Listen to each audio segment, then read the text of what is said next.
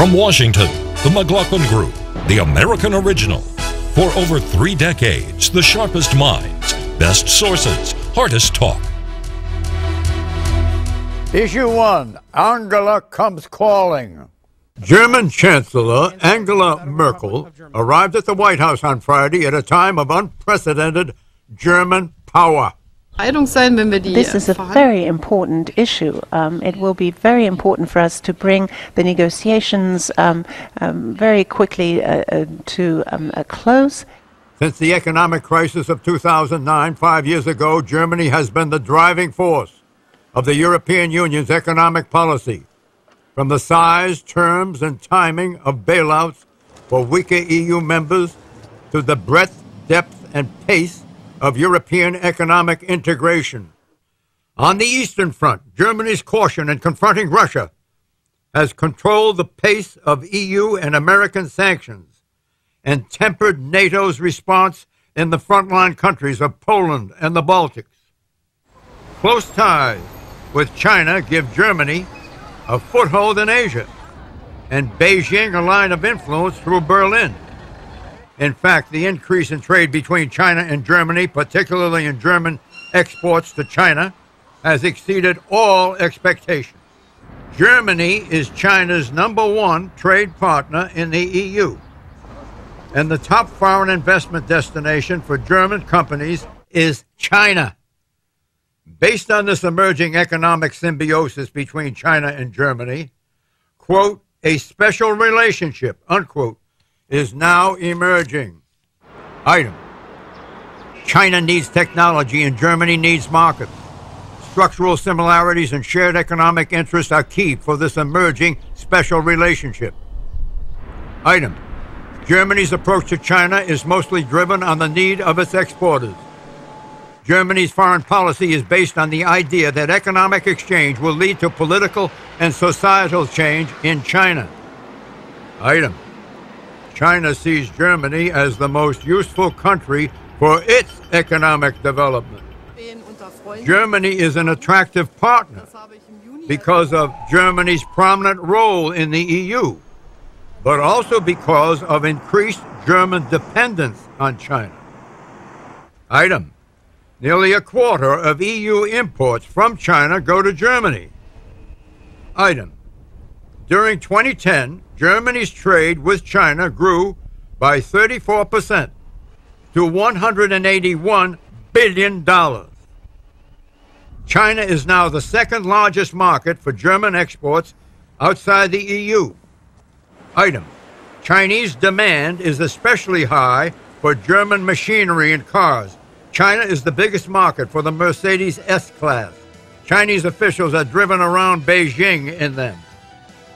The confluence of these factors makes Germany one of the most influential, if not the pivotal, foreign policy player on the world stage. Angela über alles. Question, who calls the shots? Chancellor Angela Merkel or President Barack Obama? Pat Buchanan. President Obama in this crisis in Europe, John, is pushing, but he has a powerful restraining force in Angela Merkel, who not only speaks for Germany, the 4th largest economy in the world, the dominant economy in Europe, she's a powerful restraining force. But however, Germany is something of a giant Switzerland. It is not a big military power. It is non-interventionist. It is anti-sanctions. It does not want a conflict over Ukraine or Crimea. And so Merkel, I think, is speaking for the Europeans, and she's been a tremendous restraining force. And the only way she's going to be brought around to support real serious sanctions on Russia is if Vladimir Putin makes a grave mistake, I think, and sends his army across that border, in which case Barack Obama will be calling the shots. Well, in the press conference that Merkel and President Obama had on Friday, the president went through all the sectors of the economy where he would be calling for sanctions. He left out oil and gas. And when Chancellor Merkel spoke, she pointed out that 6 of the 28 European Union countries are totally dependent on gas coming through the Ukraine. So she clearly is going to put the brake on sanctions that are going to damage the economy. But the president doesn't want to throw the economy into a world economy into a recession over this either. So I think there's some negotiation here. But Merkel speaks Russian. Putin speaks German. If there's any conversation going on here, it's between the two of them. So she's a critical player if they're going to be able to de-escalate this crisis. Germany is also the banker of the EU, and she also has longevity. She was in office when George W. Bush was in the White House. She is the most important player by far in this constellation of Western players, and the president knows that, and he was very welcoming to her on Friday. David? There's a fascinating difference in the way that people in America and people in Germany view how the Cold War ended. You know, Americans will tell you that President Reagan, you know, through peace, through strength, brought about the collapse of the Soviet Union. The average German would tell you that the Soviet Union, it was friendship and reaching out and the sort of the Ostpolitik, the sort of diplomatic kind of peaceful friendship with the Soviet Union that allowed Germany to reunify, that allowed the west of Germany, the east of Germany to become one country. So they have a completely different view. They don't think it was Western military strength that brought the Soviet Union to an end. They think it was friendship and pacifism and diplomacy that brought the Cold War to a happy end. So it's a totally different view about Russia as a kind of friend who allowed Germany to reunify. That's, as well as the trade relationship, means that Germans are just not up for a big confrontation with Vladimir Putin. Oh, interesting. Mort?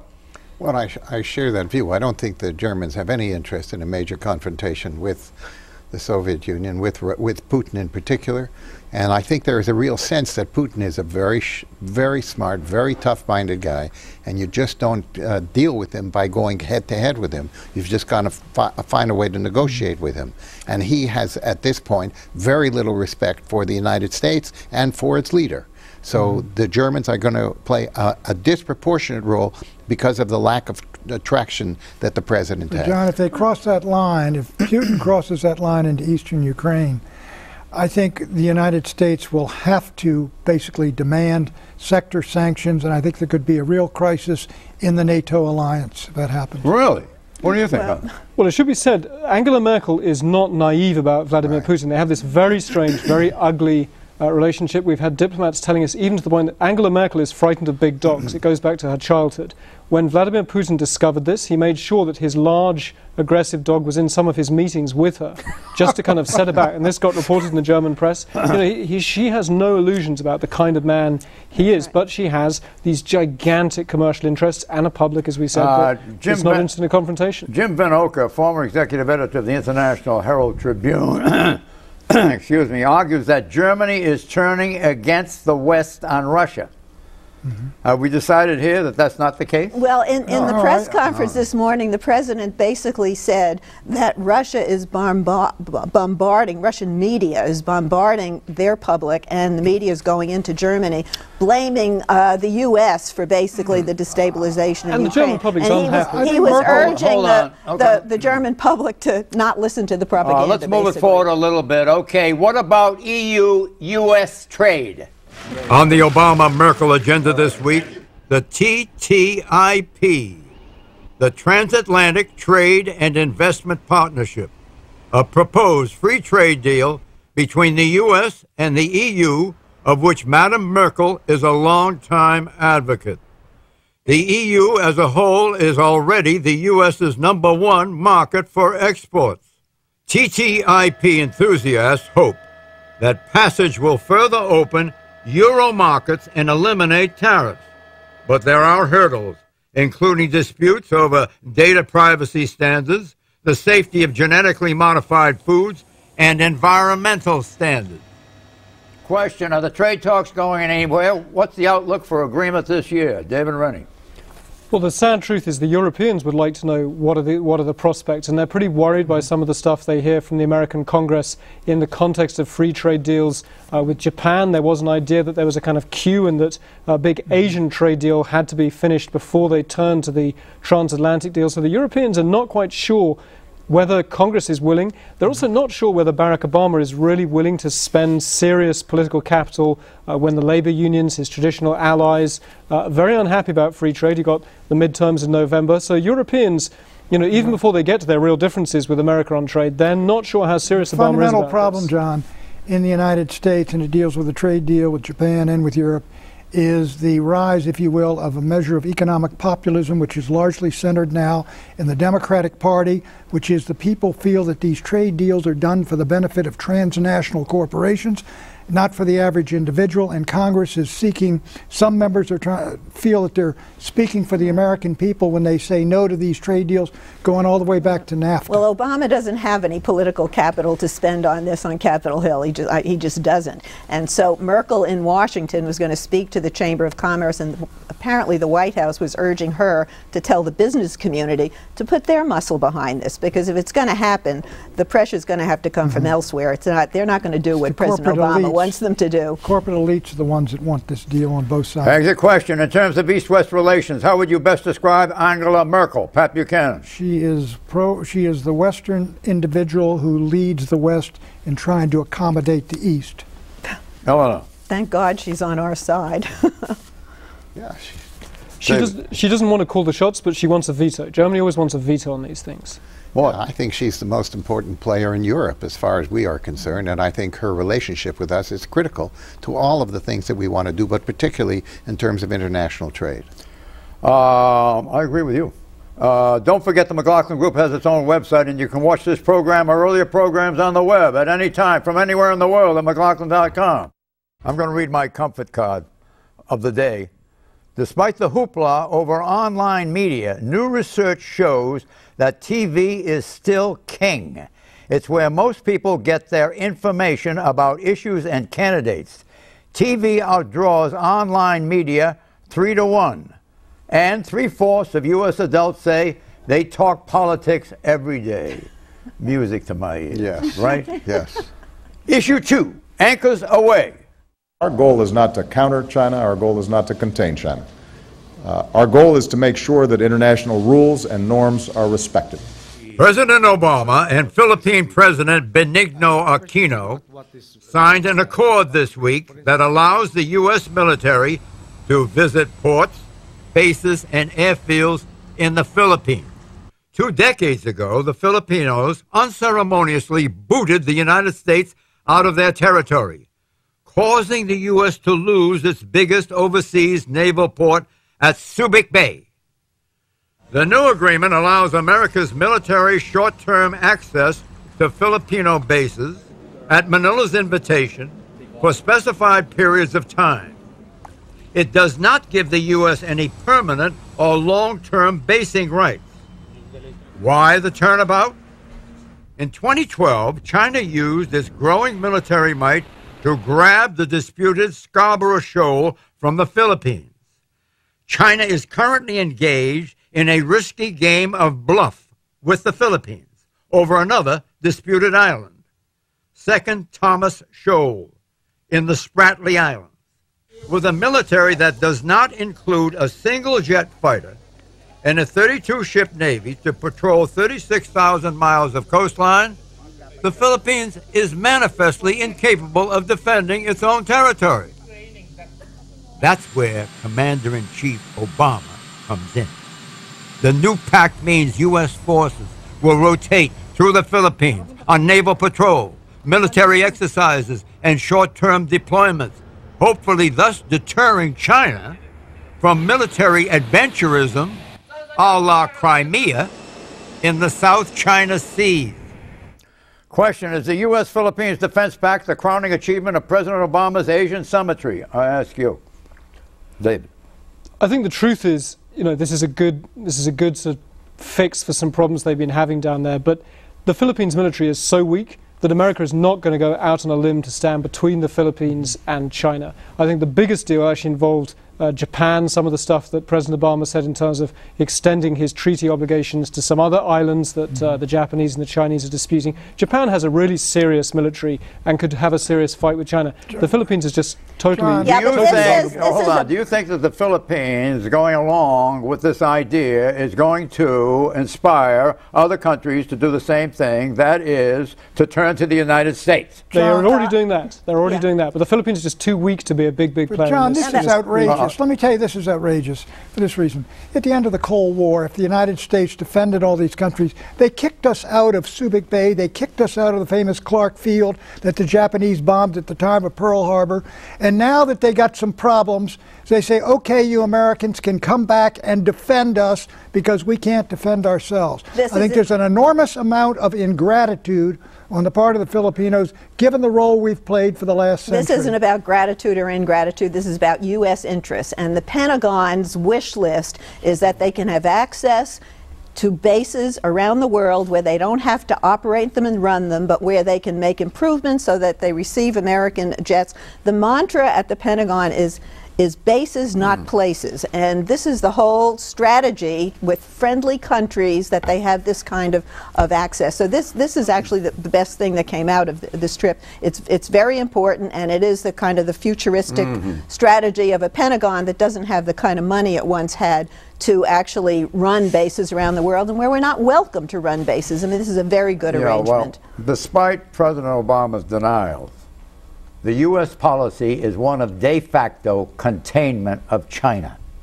Do you agree with that? Well, to some extent, of course it is. But we also have to ask at what point, what do we think we're really containing here?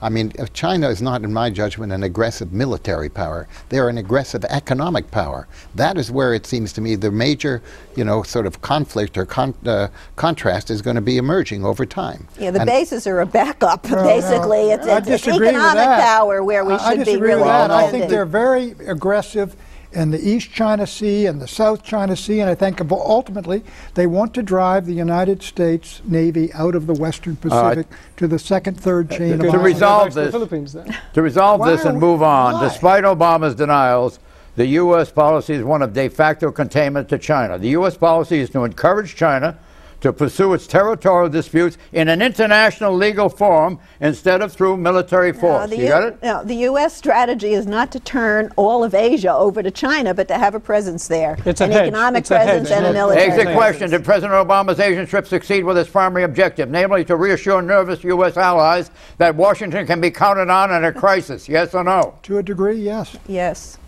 Yes. To a very limited degree, yes. No, to an extensive degree. Issue 3, world stage weary? Just as the U.S. is embroiled in a dispute with Russia over Ukraine, a new Wall Street Journal NBC News poll reveals that Americans may be wearying of the world stage. A majority, 47%, say that the United States should be less active in world affairs, as compared to 19% more active. 30% believe the current level of activity is about right. The 47% who want the U.S. to be less active is a new majority as compared to earlier years when similar questions were asked by these pollsters. Only 14% of Americans wanted a less active role in 2001, 13 years ago, and 32% said the same in 1997, 17 years ago. A similar poll done by the Pew Research Center last year showed a record number of Americans said that the U.S. should, quote-unquote, mind its own business internationally, unquote, 53%. In 1964, 50 years ago, how many Americans said we should mind our own business internationally? Only 20%. Question, is America becoming isolationist, Pat Buchanan? No, I would not say so, John. Most Americans want to maintain diplomatic, economic ties with every country in the world. They like the fact we're negotiating with Iran. But what they are is they are anti-interventionist, anti-going into these unnecessary wars like Iraq and Afghanistan and Libya. They're all fed up with that. They don't want to fight in the Ukraine. They don't want to fight in Crimea. And you saw last summer, John, when Obama was going to attack Syria, air and missile strikes because of their chemical weapons, the American people rose up as one to stop it cold, and they did. The elites, John, in Washington, D.C. of both parties are deeply interventionist, but the American people are anti-war and anti-interventionist, but not isolationist. And if you consider the Obama administration part of the elites, I don't see that as deeply interventionist. He's basically kept us out of a lot of wars that if John McCain had won in 2008, we might be in. I totally agree with that. But after two wars that the American people perceive we lost, and an economy that was tanked, and pouring money into Iraq, which is now plunged back into civil war, and into Afghanistan, which may be better, but it's not $1 trillion better, and all these young men and women coming home and there were no jobs for them. Can you blame the American people for saying, let's pay attention to home here for a while? I'm with them. Let Morton. Right. Well, listen, I do think if you look or try and take the temperature of the American public today, they are much more concerned with what is going on in this country because we've had an unbelievably weak economy for many, many years. We have a huge unemployment, a huge underemployment. It is only natural that we're going to focus on what's happening here. But do I think that the United States wants to withdraw from its role in the world? I do not. No, but isolation sentiment is going to play a role in the 2016 campaign. The what shall I say? The curtain going up in a bigger way on China is changing America all the time, as far as its isolationism, former isolationism is concerned. I think you can see, I mean, there's fascinating polling that Americans have said for years that China already has a larger economy than America. So that's not true. It doesn't yet. So the American public is sort of deeply pessimistic about America's ability to control this 21st century. I must admit, I'm probably, The Economist is probably one of the elites that Pat Buchanan doesn't like. We would like the president to take the leadership to explain to the American people that it's still in America's interests to have a global world order based on rule of law, based on free trade, all the things that benefit America. If we do that, if America pulls back, if we do that, we'll wind up like David's empire, the British Empire, John. Issue 4, blame the polar vortex. The polar vortex has taken the blame for a wicked winter, a wet spring, record seasonal allergies, and now, get this, a sputtering economy. The Commerce Department reported this week that growth of gross domestic product in the first quarter of 2014 was a negligible 0.1%, the lowest rate of growth since 2012. The reasons? A downturn in exports and business spending and record cold weather in January and February. Economists had predicted a growth rate 10 times higher. On Friday, the Labor Department reported that the economy added 288,000 jobs in April. The unemployment rate now stands at 6.3%. What, you want to sort this out? Well, first place, but bear in mind that your stats may be challenged. Is the economy still on the mend, or is it at recovery? Is the recovery at risk of sputtering out? Well, the recovery has been weak, and it's still at risk. But the question is how much risk. What you're seeing now with the unemployment rate is that the only reason the unemployment rate is that low is not because we're creating that many jobs, but because a lot of people have left the labor force, and all of the decline in the unemployment rate comes from the decline in the number of people who are looking for jobs. So there's been a real dropout of people in the job market. They stop looking for work. Yes. But what is happening now in terms of the economy, this month, because we've had 3 weak months in a row, there are a lot of additional construction jobs. There's a lot of additional jobs that come in that sort of back up, where it's going to be at least another 3 to 6 months before we find out whether this economy is coming out of what is clearly, in some ways, a recession. Yeah, this is a good jobs number this month. Yes. If they can sustain that for the next couple of months, maybe it finally won't sputter out. We've seen this pattern in past years where people get their hopes up, little green shoots and all that, and then, August comes and it peters out. But John, 800,000 people dropped out of the labor force. The labor force of the United States of America has been dramatically shrinking, and this is a very, very serious problem if you supposed to have a growing, dynamic economy. And frankly, I don't know anybody who's addressed this particular problem or explained why it's happened. Actually, some of that is people retiring, It's people going to graduate school. I mean, there are demographic changes that are impacting that number. It's not a happy but pattern. overall, but overall, we can't be happy with the way things are going. The politics of this are also fascinating. That when you ask the American public in polls, is the recession still going on? Even if economists technically say the recession's been over for a while, the American public is convinced that we're still in a nasty recession, and politicians who talk about a recovery get punished. I mean, you've seen fascinating studies. The Democrats had their own focus groups, never talk about a recovery. It drives American voters sort of insane with rage because they feel that their life is very, very tough. And the real growth, I mean, the growth in real wages for Americans stopped flat in 1974, and it really has not gone up since then. And so you're talking about the American economy is not the dynamic thing it was in the first half of the 20th century. You're talking about the whole rich West. It's the same in Western Europe. Before we reach for the cyanide, Pat, after hearing your moribund outlook on all of this, there's a strong rebound in economic growth to a 3.5% annual rate in the current April-June quarter. And growth should reach nearly 3% for the full year, up from 1.9% in 2013. That's expected. I doubt that. I doubt you're going to get 3% if the first quarter you got 0.